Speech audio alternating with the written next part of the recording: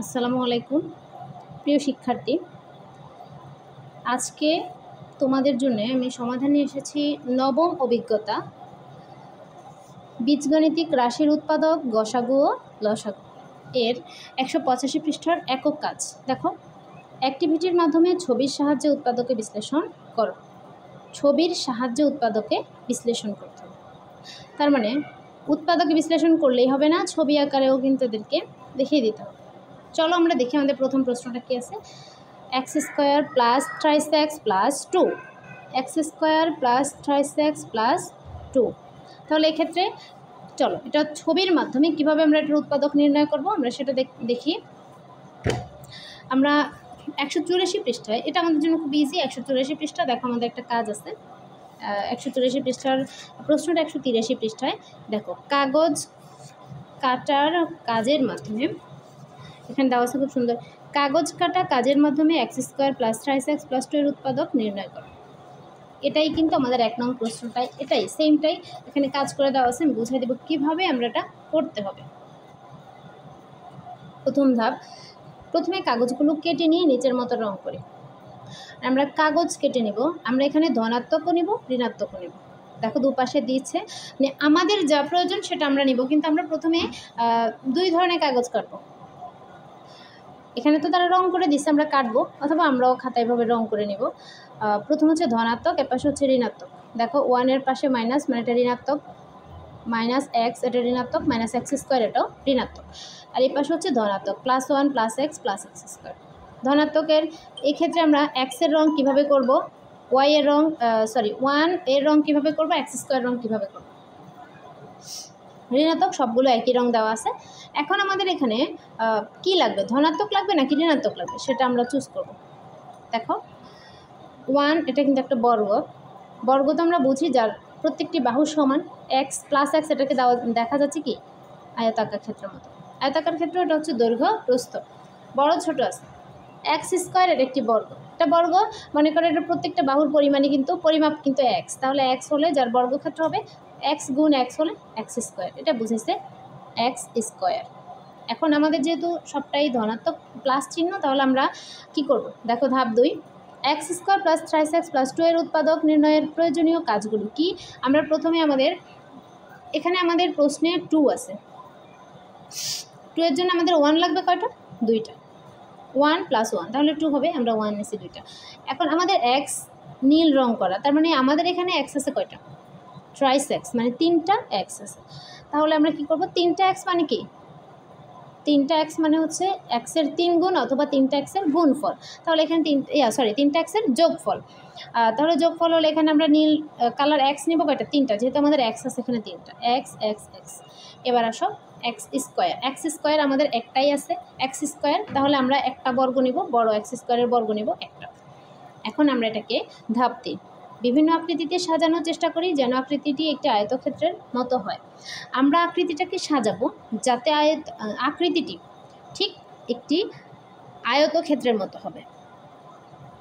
কিসের মতো হবে, আয়তক্ষেত্রের মতো। দেখো এখানে লাল একটা মার্ক, দুই দিকে 2টা লাল দাগ আছে। দাগটার বাহিরের দিকটা দেখবো না, দাগটার ভিতরের দিকটা হচ্ছে সাজানোর দিক।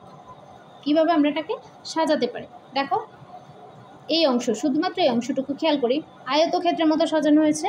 আমরা চেষ্টা করব, তাহলে এক্স স্কোয়ারকে রাখছে এক্স স্কোয়ার, এটা একটা বর্গের সাথে আমরা এর সমান 2টি আয়ত দিয়েছি, দেখো এক্স এক্স। এবার নিচে আরও একটি এক্স তো আমাদের 3টা, একটা নিচে দিলাম, আর 1 2টাই আমরা এই এক্সটার সাথে দিছি। তাহলে আমাদের এটা কিন্তু একটা আয়তক্ষেত্র হয়ে গেছে। আমরা জানি আয়তক্ষেত্র হচ্ছে দৈর্ঘ্য আর প্রস্থ, দৈর্ঘ্য বড় থাকে প্রস্থ ছোট থাকে, সেটা হচ্ছে আয়তক্ষেত্র। এখন আমাদের কিন্তু এটা একটা আয়ত আকৃতি সাজানো হয়ে গেছে। এবার আমরা যে আয়ত আকৃতিটা সাজাইছি এর দৈর্ঘ্য এবং প্রস্থ যা আছে তাই কিন্তু আমাদের এই উক্ত রাশিটির উৎপাদক নির্ণয় হবে। তাহলে আমাদের দৈর্ঘ্যে কী আছে দেখ, খেয়াল করো, আমরা এই পাশটা খেয়াল করি আর এই পাশটা খেয়াল করি। এ পাশে আছে এক্স এবং 1, এই এক্স এবং 1 এই পাশে যা আছে এ পাশেও তো তাই হবে হিসাব মতে। তাহলে এক্স এবং 1 এ পাশে আমরা দেখালাম যেটা হচ্ছে এক্স, আর এটা যোগ করবো, তাহলে এক্স প্লাস 1। এখানে এক্স এবং 1কে যোগ করে আনা হয়েছে এক্স প্লাস 1। এবার এখানে খেয়াল করো এক্স 1 1, তাহলে 2টা 1 যদি আমরা যোগ করি আমরা এখানে পেয়ে যাচ্ছি 2। তাহলে আমাদের এখানে হচ্ছে এক্স প্লাস 1 প্লাস 1, তাহলে হচ্ছে এক্স প্লাস 2। তাহলে ক্ষেত্রটির দৈর্ঘ্য প্রস্থ তার উৎপাদক নির্দেশ করবে। আমি আগেই বলেছি দৈর্ঘ্য প্রস্থ তার উৎপাদক নির্দেশ করবে। এখন উৎপাদক হচ্ছে, তাহলে দৈর্ঘ্যে পাইছি আমরা x+2, প্রস্থে পাইছি x+1। তাহলে আমরা কি পেলাম? x+1 × x+2, এটাই হচ্ছে দৈর্ঘ্য গুণ প্রস্থ। তবে না, আয়তক্ষেত্রের ক্ষেত্রফল নির্ণয় সূত্রের মতো সাজাই ফেলছি, দৈর্ঘ্য গুণ প্রস্থ। তাহলে এটা হয়ে গেছে আমাদের উক্ত ক্ষেত্রটির উৎপাদক। এবং উক্ত ক্ষেত্রটি যখন উৎপাদক পেয়ে গেছি, তাহলে ক্ষেত্রটা আমরা কোথা থেকে আনছি? x² + 3x + 2 থেকে। এটা হয়ে গেছে আমাদের x² + 3x + 2, এর উৎপাদক হচ্ছে x+1 × x+2। সেমভাবে আমরা পরবর্তী অঙ্কগুলো করে নিব। তাহলে পরবর্তী অঙ্কটা আমাদের কি দেখা যাচ্ছে? পরবর্তী অঙ্কে হচ্ছে আমাদের প্রশ্ন আছে x² - x - 2।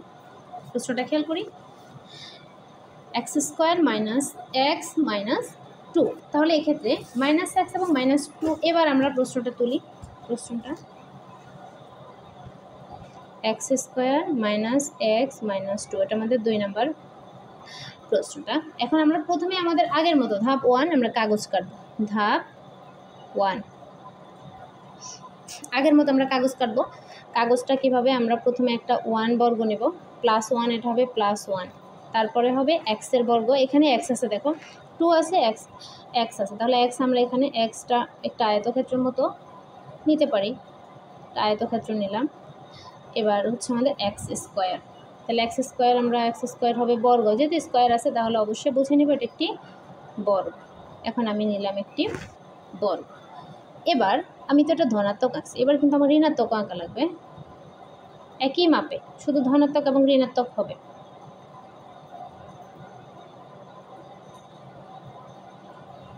এখানে -x², মাপ একই হবে, একটা ধনাত্মক নিব, একটা ঋণাত্মক নিব। আমি তো কলম দিয়ে গেছি, তোমরা অবশ্যই পেন্সিল ইউজ করবে, স্কেল ইউজ করবে, তাহলে সুন্দর হবে। এখন আমরা ধাপ 2-তে যাই। ধাপ 2তে আমরা কি করব? আগের মতোই আমরা আগেরটাতে বুঝেছি। ধাপ 2-এ আমাদের কাজ হচ্ছে এবার সাজানো।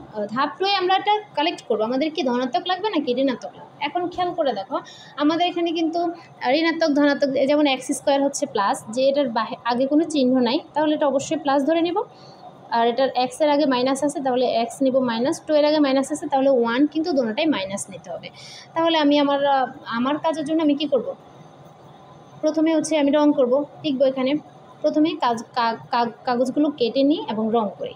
রং করব, এখানে একটা রং, এখানে আরেকটা রং করব।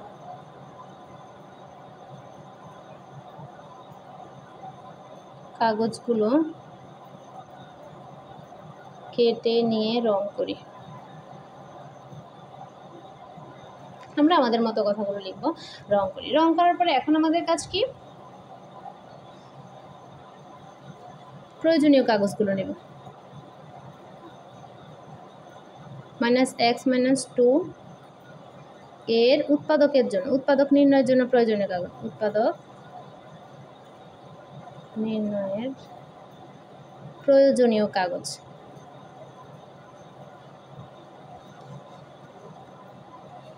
উৎপাদক নির্ণয়ের প্রয়োজনীয় কাগজ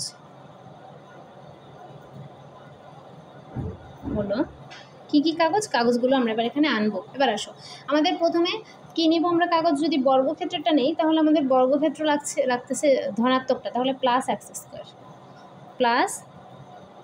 এটা নেব। এক্ষেত্রে আমরা ঋণাত্মকটা নেব না, x² নিলাম। এবার আমাদের -x, যেহেতু x মাইনাসে, তাহলে আমরা -x-এরটা নিব, এটা নিব। তাহলে এটা আমি যেই রং করব সেই রংটা আবার এখানে আমার দিতে হবে। অথবা আমরা কাগজ যদি কাটি, তাহলে তো সেক্ষেত্রে আমি এই রংটা আনবো। এবার আমি নিলাম -x, তাহলে -x-টাকে আমি ঠিক ওখানে যেই মাপটা, এটা হচ্ছে -x। এবার আমার 1, যেহেতু 2 মাইনাসের, তাহলে আমার 2টা মাইনাসেরই 1 নেওয়া লাগবে। একই মাপের আমি 2টা 1 নিলাম। অবশ্যই ঋণাত্মক নিতে হবে। এখন এবার আমাদের পালা কি?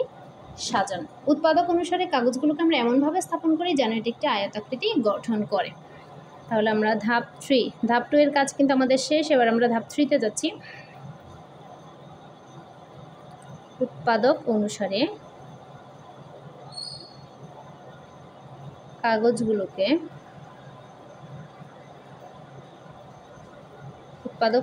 কাগজগুলোকে এমনভাবে স্থাপন করি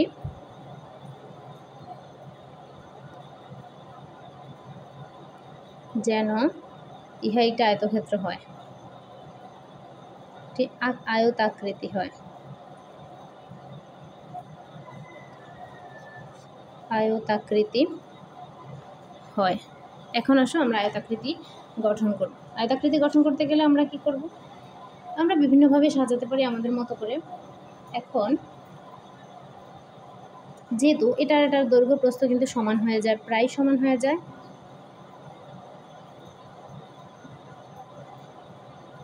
তাহলে আমরা কি করব? প্রথমে বর্গক্ষেত্রটিকে নিলাম। বর্গক্ষেত্রটি নেওয়ার পরে এখন আমাদের বর্গক্ষেত্রের পাশে যদি আমাদের আয়ত -x,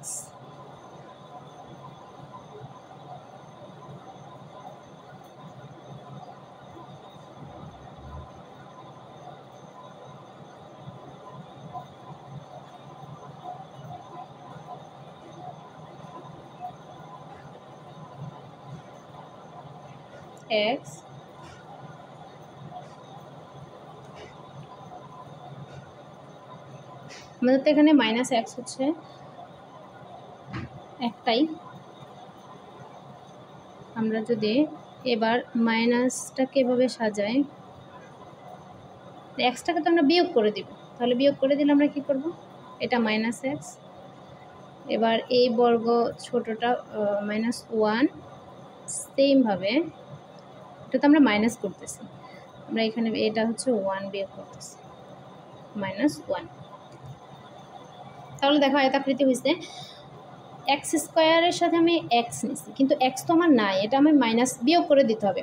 তাহলে আমি বিয়োগ করে দিছি, এক্স বিয়োগ এখানে এক্স, -1 নিছি দুইটা, -1 যদি আমি বিয়োগ করে দিই, -1। এখন আমার এই অংশটা যদি আমি ধরি দৈর্ঘ্য আছে, আর এই অংশটা আছে প্রস্থ, এটা ধরলাম প্রস্থ, এটা ধরলাম দৈর্ঘ্য।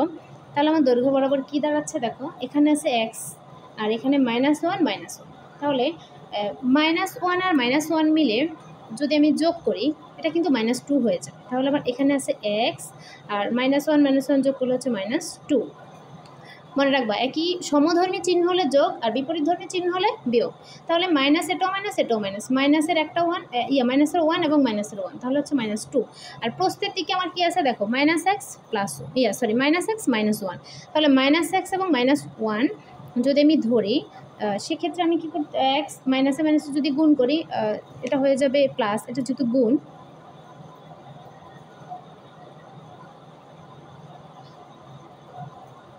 তাহলে আমার এটা হয়ে যাচ্ছে এক্স প্লাস 1। প্রস্থ হচ্ছে, প্রস্থ দৈর্ঘ্য প্রস্থ কিন্তু কখনো মানে ঋণাত্মক হতে পারে না, দৈর্ঘ্য প্রস্থ কখনোই মানের দিক থেকে ঋণাত্মক হবে না। আর যেহেতু ঋণাত্মক হবে না, তাই আমি এটাকে, যেহেতু এখানে -x -1, আমার বিষয়টা দাঁড়াবে এমন যে -x -1, তাহলে -x -1 হবে না, তাই এখানে মাইনাস কমন নিয়ে, যদি মাইনাস কমন নিয়ে ফেলি, মাইনাসে মাইনাসে গুণ করলে হয়ে যায় প্লাস, তাহলে আমার এটা হয়ে গেছে প্রস্থ x প্লাস 1। তাহলে এখন আমার উৎপাদক x² -x -2 এর উৎপাদকটা কি দাঁড়ালো, দৈর্ঘ্য প্রস্থ গুণ করলে তাহলে x -2 ইন্টু x প্লাস 1 কি দাঁড়ালো। সুতরাং x² -x -2 এর উৎপাদক কি দাঁড়াচ্ছে, x -2 ইন্টু x প্লাস 1, এটাই আমাদের উত্তর। ধন্যবাদ।